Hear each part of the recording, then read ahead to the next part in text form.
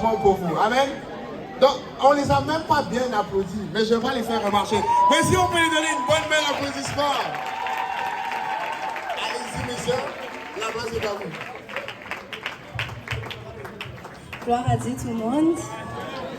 En fait, l'histoire du Cégep Marie-Victorin, ça a commencé, ça fait super longtemps, mais c'est juste trop long pour tout expliquer.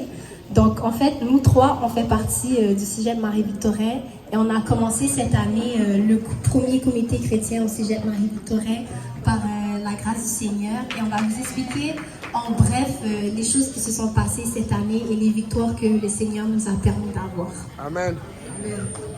Comme le Cégep Montmorency, nous aussi, on a eu quelques persécutions. Ouais, on a eu quelques persécutions. C'est le frère Pierre qui fait notre étude biblique, mais malheureusement, plusieurs fois, il a été mis dehors par des gardes de sécurité aussi.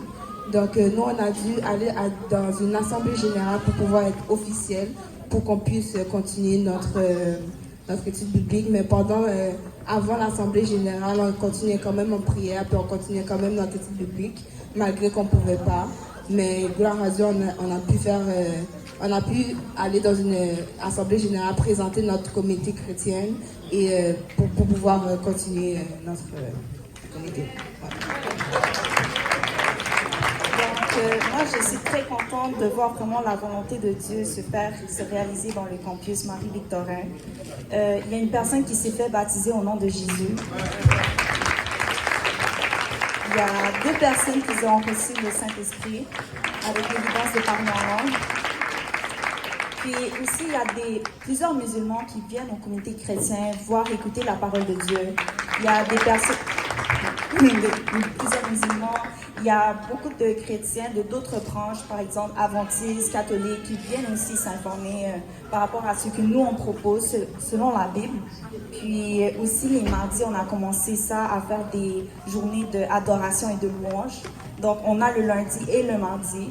Donc c'est des moments où entre sœurs on s'exhorte. C'est des moments où on loue le Seigneur, où on va prier. Puis c'est là où vraiment on ressent vraiment la présence de Dieu. Parce que, on va dire un petit témoignage, mais il y a toujours une table dans l'exil à côté.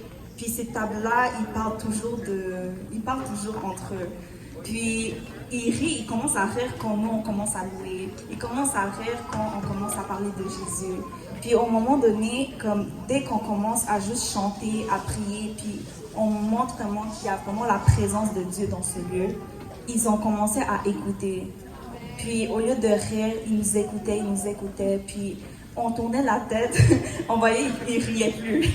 Puis on voyait aussi qu'ils étaient touchés. Donc même si, mettons, eux ne le montrent pas, on sait que Dieu est en train d'agir dans ce lieu. Donc c'est tout pour ma vie. Merci beaucoup les filles. Si on peut les applaudir pour leur bravoure et leur courage. Et pendant cela, pendant que Daniel nous